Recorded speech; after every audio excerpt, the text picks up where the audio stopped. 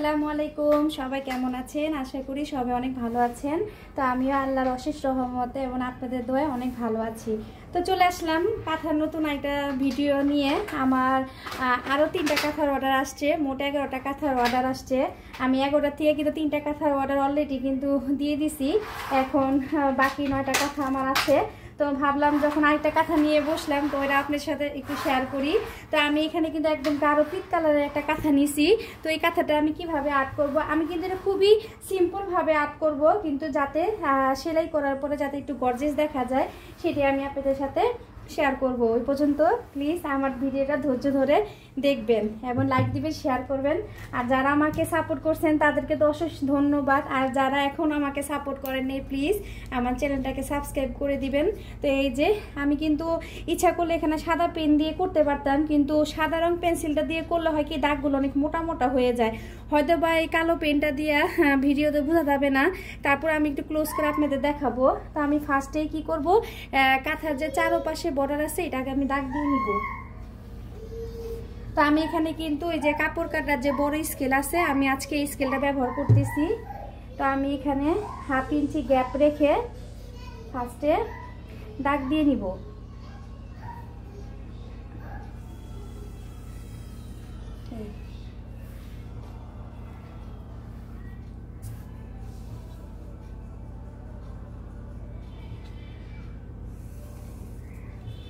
আসলে এটা বোঝা যাচ্ছে না আপনাদেরকে, আমি ক্যামেরাতে বোঝা যাচ্ছে কি না, হালকা হালকা বোঝা যাচ্ছে।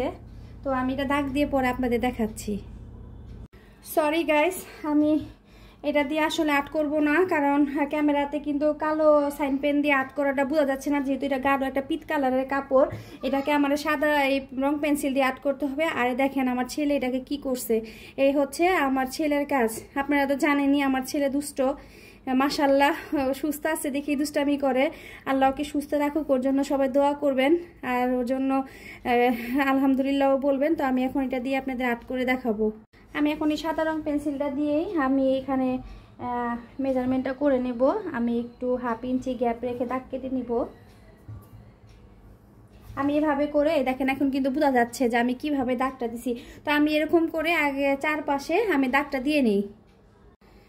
আমার কিন্তু কাঁথাটা কিন্তু চারপাশে আমি যে ডবল বর্ডার দিয়ে নিছি, আমি এখানে অন্য একটা ডিজাইন দিব, এটাকে ঢেউটো ডিজাইন হবে, ওটা আমি আপনাদের দেখাবো।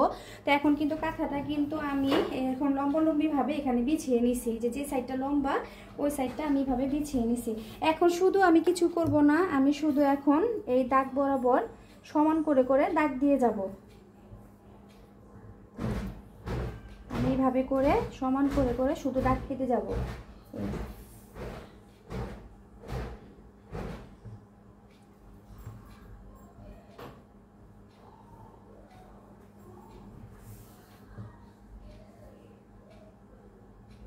এভাবে করে শুধু দাগ দিয়ে যাব। আমি এই দাগের উপরেই কিন্তু আমি ডিজাইনটা করব। আবারও আমি এখান থেকে এইভাবে সমান করে এক স্কেল বরাবর দাগ দিব। স্কেলটা যত চওড়া আছে আমি অত চওড়া দাগ দিব। তারপর আমি দেখাবো যে এখানে আমি কোন ডিজাইনটা ব্যবহার করি।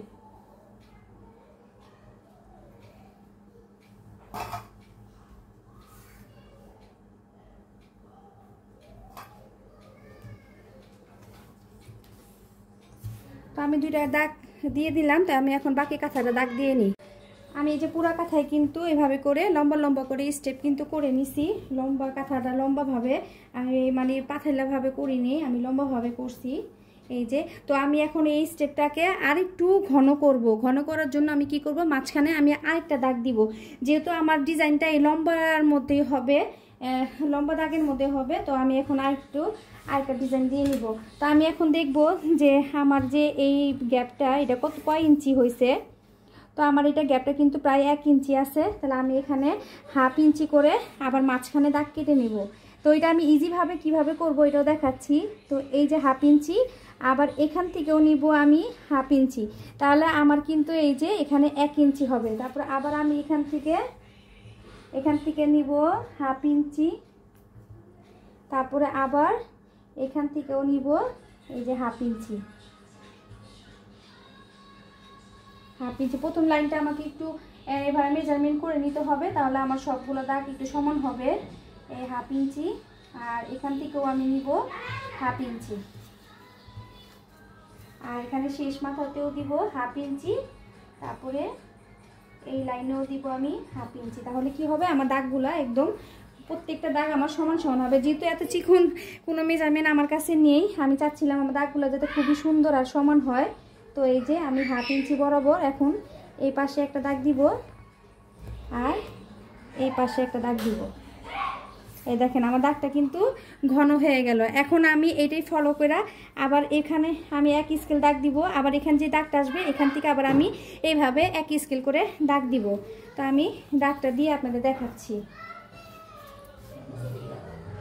আসলে কাঁথা আর্ট করা কিন্তু সম্পূর্ণ নিজের উপরে, আপনি যে যেরকম ভালো লাগে। কারণ আমার এই কাঁথাটা আমি কেন তো ইজিভাবে আর্ট করতেছি, আমার এই কাঁথাটা কিন্তু মাত্র 1 সপ্তাহের মধ্যে আমার 3টা কাঁথা অর্ডার দিতে হবে, মানে ডেলিভারি দিতে হবে।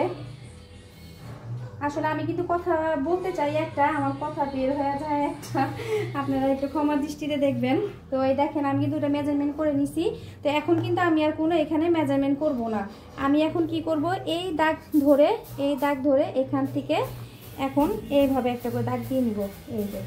এই দেখেন হয়ে গেল কিন্তু আমার দাগ। আবার আমি এখান থেকে শুরু করে আবার এখান থেকে এইভাবে দাগ দিয়ে নিব। এই দাগটা একটু সমান করে নিলে হবে।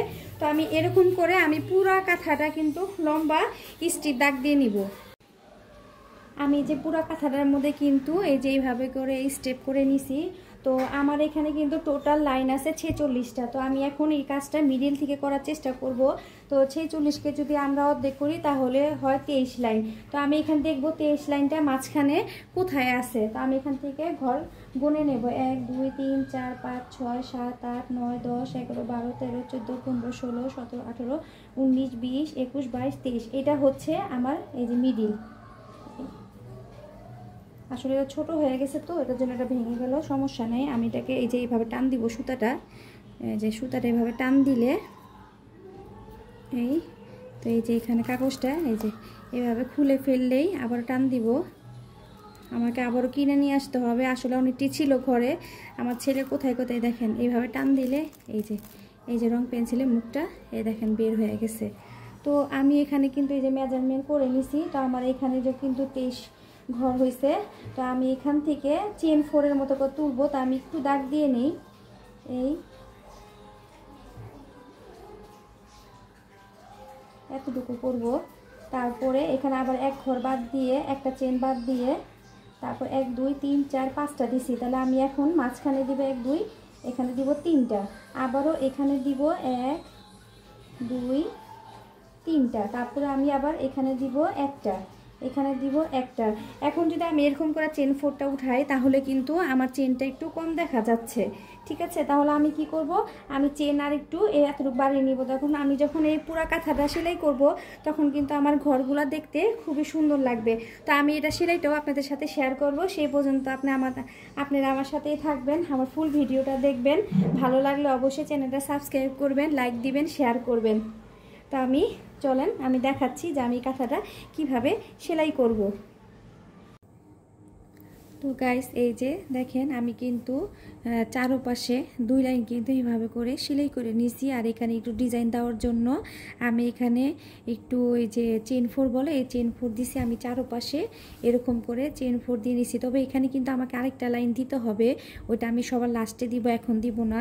এখন দেখাচ্ছি যে আমি মাঝখানে দাগটা কিভাবে মানে সেলাইটা কিভাবে দিব। তো দেখেন আমি কিন্তু অলরেডি মেজারমেন্ট করে নিছি যাতে আমার ঘরগুলা খুবই সুন্দর হয়। এই দেখেন আমি কিন্তু একদম দাগ দিয়ে নিছি, এই যে এখানে যে মোটা মোটা দাগ দেখা যাচ্ছে।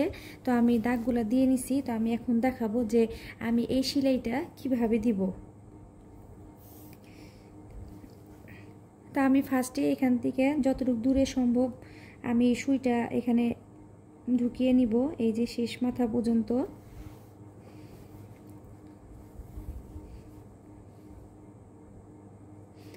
তারপরে আমি এখানে চেন টানবো। এখানে আর কি যে যারা চেন টানতে পারে, আমি আমার পছন্দ মতো চেন টেনে নিব। আমি ডিজাইনটা আর কি যত বড় করব আমি তত বড় করে চেনটা টেনে নিব। আশা করি আপনারা বুঝতে পারতেছেন।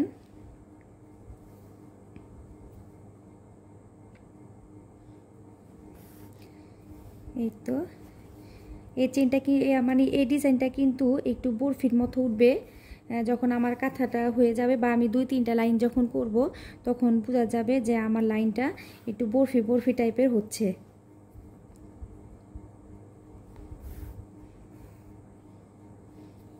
এই তো আমি এখানে 1 2 3 4 5 6 7 8 আমাকে কিন্তু চেন নিলে বেজর করে চেন নিতে হবে। 8 এই 9 আমি 9টাই চেন রাখবো, আমি এর চেয়ে বেশি চেন করব না। তারপরে আমি বাকিটা এখানে কাঁথা স্টিচ দিয়ে যাব।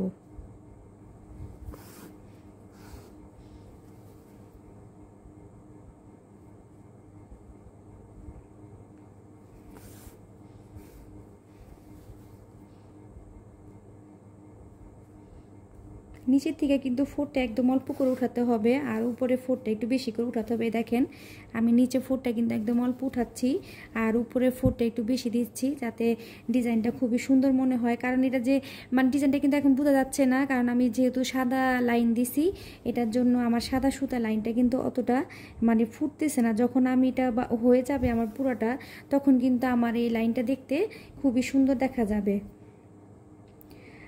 আর গাইস, আপনারা আমার এই নকশি কাঁথার ভিডিওগুলো খুবই পছন্দ করতেছেন, আমাকে অনেক সাপোর্ট করতেছিলেন।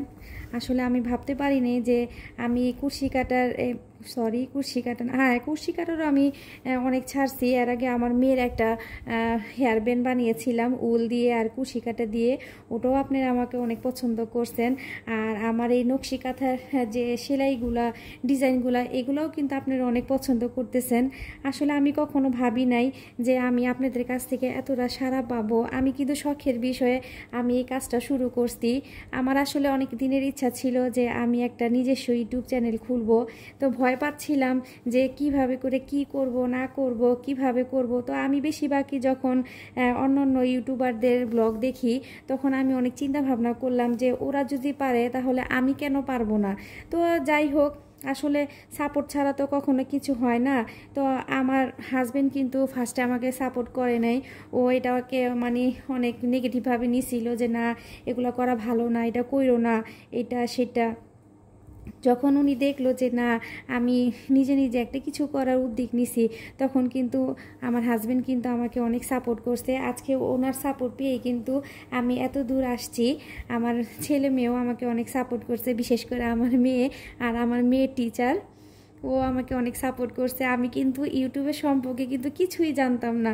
ও আমার মেয়ের যে টিচার আছে, ও মেয়ে টিচার ম্যাডাম, ও কিন্তু হাতে কলমে ধরে এগুলা সব আমাকে শিখিয়ে দিছে। কাজটা শিখিয়ে দেয়নি, কিন্তু ইউটিউবে কিভাবে ভিডিও করতে হয়, কিভাবে কি করতে হয়, এগুলা সব ও আমাকে শিখিয়ে দিছে। তারপরে এই তো আর কি, এইভাবে আস্তে আস্তে করতে করতে করতে করতে আমার পথ চলা, আপনাদের সাথে ভিডিও শেয়ার করা। তো এইভাবে আপনারা আমাকে সাপোর্ট করবেন যাতে আমি সামনের দিকে এগিয়ে যেতে পারি। আর গাইস, আমার আর অল্প কিছু সাবস্ক্রাইব বাকি আছে আমার 1K হওয়ার জন্য। তো প্লিজ আপনারা আমাকে বেশি বেশি করে সাপোর্ট করবেন যাতে আমার 1K হয়ে যায়। তো এই দেখেন আমি কিন্তু এখানে প্রায় 1 2 3 4 5 6 7 8 9 9টা চেন এখানে তুলে নিছি। তারপরে এতটুকু গ্যাপ দিছি, গ্যাপ দেওয়ার পরে আবারও আমি এখানে 9টা চেন করে নেব। 1 2 3 4টা করছি আমি, তারপরে করব এই যে 5টা 6টা 7টা 8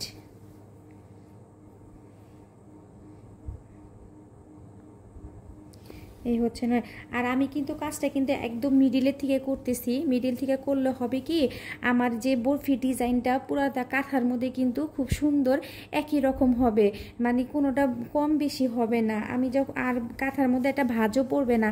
আমি যেহেতু এখানে কিন্তু কোনো টাকা দিয়ে নেই নাই, অনেকে টাক দিয়ে নেয়, হ্যাঁ, যে মানে কাঁথা যখন 2 পাটটা জোড়া দেয় তখন মাঝখানে বড় বড় টাকা দিয়ে নেয়, টাক বলে কি টাকা বলে, যেটাই বলে। আমি কিন্তু ওটা দেই নাই, যেহেতু এটা একটা ছোট একটা বেবি কাঁথা, তো এটা দেওয়ার প্রয়োজন মনে করিনি, আমি তাই দেই নাই। তো এটার জন্য আমি মিডল থেকে কাজটা করতেছি যাতে আমার কাপড়টা ঘুচায় না আসে। তো আমি এখানে কিন্তু 9টা চেন 4 দিয়ে নিছি। এখন আমি আবার কি করব, এখন আবার আমি এরকম করে ডাল 4 করে নিব। ডালফোর না, সরি, এটা কাঁথা ফোর। এক আপু আমাকে জিজ্ঞেস করছিলেন যে আপু বেবি কাঁথা তৈরি করতে, ছোট বেবি কাঁথা তৈরি করতে কতগুলা কাপড় লাগে? আপু এটা আসলে আপনি সাইজের উপর নির্ভর করে। বেবি কাঁথা কিন্তু 3টা সাইজের হয়, একটা হচ্ছে ছোট, একটা হচ্ছে মিডিয়াম, আর একটা হচ্ছে একটু বড় সাইজের। আর আমি যে মিডিয়াম সাইজটা করতেছি, এটা করতে আমার 1 গজ 9 গিরা কাপড় লেগেছে। আর যেই কাপড়, এই কাপড়টা হচ্ছে কি আমরা যে কাপড় দিয়ে সাধারণত আমরা সালোয়ার পরি, আমি কিন্তু ওই কাপড়টাই নিছি। আমি একটু ভালো কাপড় নিছি, যেহেতু বেবি নকশি কাঁথা এটার জন্য একটু ভালো কাপড়টাই নেওয়া বেটার মনে করি। আপনি ছোট বড় যে যতটুকু করবেন ততটুকু কাপড় আপনাকে হিসাব করে বের করে নিতে হবে। আমার কিন্তু এই কাঁথাটা যে সাইজটা আমি নিছি, আপনি মনে করেন এটা কিন্তু যখন বেবি 2 বছরের হয়ে যাবে তখনও কিন্তু এই কাঁথাটা আপনি বেবিকে ইউজ করতে পারবেন। আমার বেবি কিন্তু এখন মাশাল্লাহ 3 বছর হয়ে গেছে।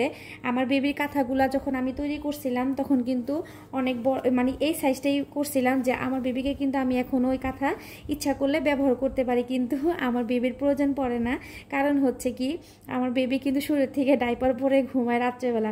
আর এখন কিন্তু অতটা বাচ্চাদের নকশি কাঁথার প্রয়োজন পড়ে না, কারণ এখনকার দিনে বেশিরভাগ মায়েরাই কিন্তু বাচ্চাদের ডাইপার পরে রাতে ঘুম পাড়ায়। দিনের বেলায় যতটুকু আর কি ছোটো বাচ্চা হলে হয়তো বা মুড়ায় টুড়ায় নেওয়া যায়, কিন্তু যখন একটু বড় হয়ে যায় তখন কিন্তু আর কাঁথার কোনো প্রয়োজন পড়ে না। তারপরও অনেকে শখের বশে ব্যবহার করে। আমি কিন্তু আমার বেবির জন্য অনেকগুলো কাঁথা তৈরি করছিলাম, কিন্তু আমার কাঁথাগুলো বেশি একটা প্রয়োজন হয় নাই, কারণ ও শুরুর থেকেই ডাইপার পরে থাকতো, এখনও থাকে, কারণ ও এখনও রাতে কিন্তু বিছানায় শীষ করে দেয়। তো এই তো আমি এরকম করে আগে পুরা লাইনটা করে নিব। আমার এই লাইনটাও কিন্তু হয়ে গেছে, এই যে আমার 2 নাম্বার লাইনটাও কিন্তু একদম হয়ে গেছে। দেখেন এই যে আমি এখন 3 নাম্বার লাইনটা করব। আমি কিন্তু এই লাইনের থেকে এখান থেকে ঢুকে আবার এখান থেকে বের হয়েছি। এখন আমি এই লাইনটাও আবার দেখাবো যে আমি এই লাইনটাও কিভাবে করতেছি।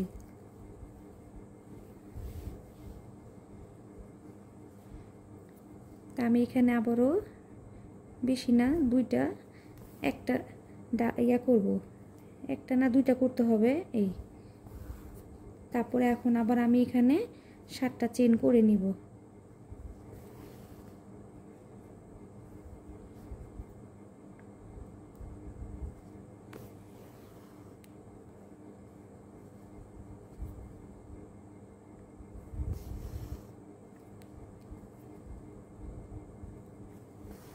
চার,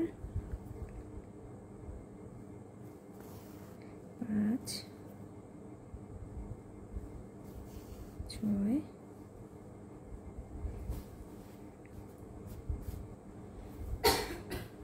এটা একটু কর্নারে চলে আসছে,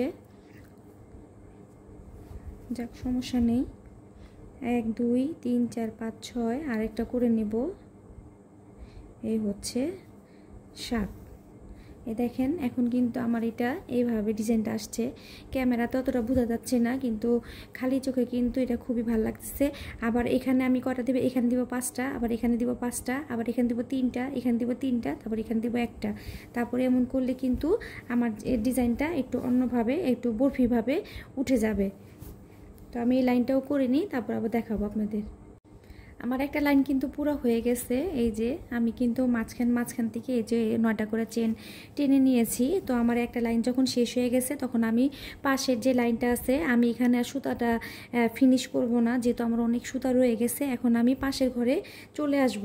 তো পাশের ঘরে আমি কিভাবে আসবো এটাও দেখাচ্ছি। আমি যে 2 পাটের মাঝখান থেকে সুইটা ঢুকাবো, যাতে নিচের থেকে সুইটা না বের হয়। এই দেখেন আমার কিন্তু নিচের থেকে সুইটা বের হয়নি, এখানে একটু সুইটা বের হয়ে গেছে, সমস্যা নাই, আমি আবার খুলে এটাকে ঢুকিয়ে দিব।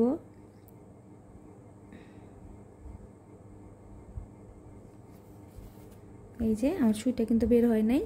তো আমি এখন এই পাশে চলে আসব। এই এখন আমি কি করব, এখন আমি এই পাশ থেকে কাজটা আবার শুরু করব। তো আমি এখন ফার্স্টে চেন এখানে কাঁথা স্টিচ দিয়ে নিব। এই তো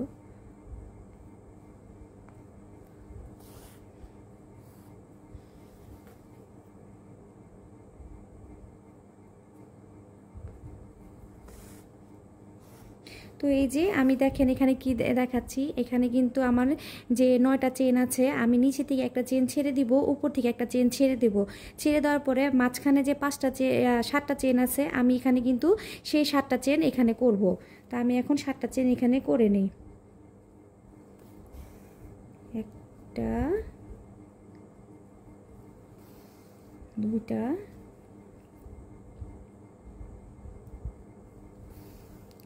তিন, চার,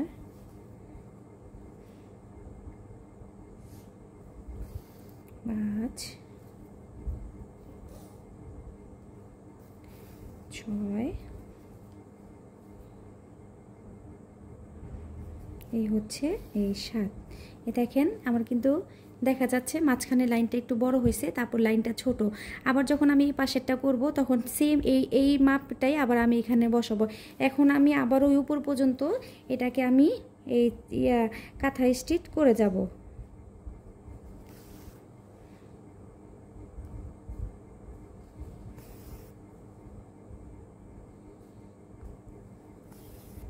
এভাবে করে আমি সুন্দর করে ঘন ঘন করে কাঁথা স্টিচ করে যাব। আসলে দাগটা দেওয়ার কোনো প্রয়োজন মনে হয় না, কারণ যদি যাদের মানে যারা একদম স্টিচভাবে আপনারা সেলাই করতে পারেন তারা এইভাবে দাগ ছাড়াই সেলাই করতে পারবেন। আমার কিন্তু হাতের কাজটা একটু যখন আমি করতে চাই তখন একটু সোজা হয় না, বাঁকা চলে যায়। এটার জন্য কিন্তু আমি আমার সুবিধা মতো আমি এরকম করে দাগ দিয়ে নিছি। যদি আপনারা এইভাবেই দাগ ছাড়াই যদি লম্বালম্বিভাবে সেলাই করতে পারেন তাহলে কিন্তু দাগ দেওয়ার আর কোনো প্রয়োজন নাই, অযথা সময় নষ্ট করার কোনো প্রয়োজন নাই। আমি আমার সুবিধার জন্য দাগ দিয়ে নিছি। আপনাদের কাছে যেভাবে সুবিধা হবে আপনারা সেইভাবেই করবেন। আমি জাস্ট আমার করাটা আপনাদের সাথে শেয়ার করতেছি, আর কিছুই না।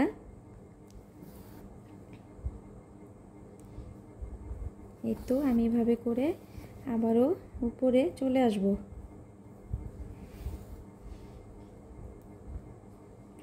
আর টান দিলে কিন্তু অবশ্যই আস্তে করে টান দিতে হবে, কারণ যেহেতু আমি এখানে ফ্রেম ছাড়া কাজ করতেছি, বেশি জোরে টান দিলে কিন্তু আমার কাঁথাটা ঘুচিয়ে যাবে, মানে কুচকিয়ে যাবে। এই তো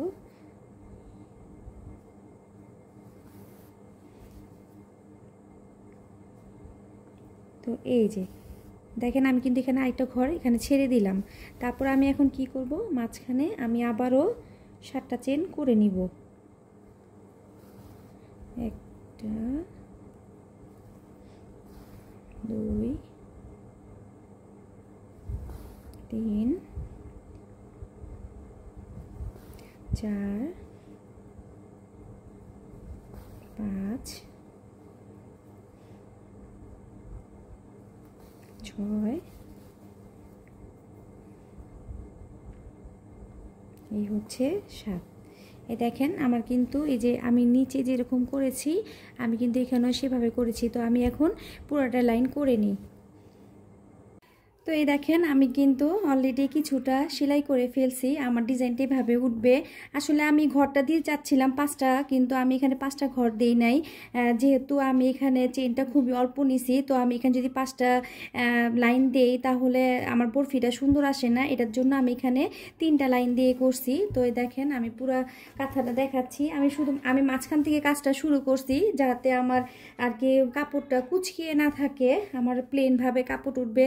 আর একটা জিনিস কি, আমি এখন এই কাঁথাটা করতেছিলাম তখন আমার কাছে কেন জানি কর্নারটা একটু খালি খালি লাগতেছিল, আমার কাছে ভালো লাগতেছিল না। তো আমি চিন্তা করলাম যে এই কর্নারে দেখেন আমি কিন্তু অলরেডি একটা ফুল আর্ট করে কিন্তু আমি সেলাই করে নিছি। তো আমি ভাবলাম যে 4 কর্নারে আমি যদি এরকম ফুল দেই তাহলে দেখতে কিন্তু আরও সুন্দর দেখা যাবে। যেহেতু এটা একটা বেবি কাঁথা, তো বেবি কাঁথা তো জানেনি যত নকশা দেওয়া যায় ততই ভালো লাগে। তো আমি দেখাবো যে এটা কিন্তু আমি নিজস্ব ডিজাইন দিয়ে আর্ট করছি। এই কাঁথার কিন্তু ডিজাইন সম্পূর্ণ আমার নিজস্ব, আমি যে কোনো কাঁথাতেই আর্ট করি, আমি আমার মনে থেকে ডিজাইন দিয়ে আর্ট করি। তো আমি দেখাবো যে আমি এই ডিজাইনটা এখন কিভাবে আর্ট করব। আমি যে 2 পাশেই কিন্তু আর্ট করে নিছি আর 2 পাশটা খালি রাখছি ওটা আপনাদের দেখানোর জন্য। তো এই তো আমি এইভাবে এটাকে বিছিয়ে নিলাম। আমাকে কর্নারটা নিতে হবে আর এই তো পেন্সিলটাও নিয়ে নিলাম। তো এখানে ফার্স্টে আমি একটু গোল রাউন্ড করে নেব।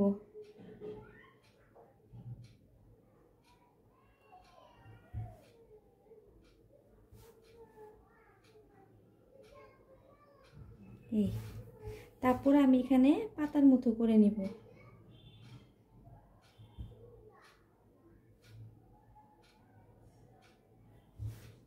এখানে 5টা পাতা হবে। এটা খুবই একটা সিম্পল ডিজাইন আর কি, আমি খুব গর্জিয়াস দিচ্ছি না, যেহেতু আমার হাতে সময় কিন্তু খুবই অল্প, আমাকে অল্প টাইমের মধ্যেই কিন্তু এটা দিয়ে দিতে হবে। এই তো, আর এখানে আমি একটু ঢেউয়ের মতো করে দেব।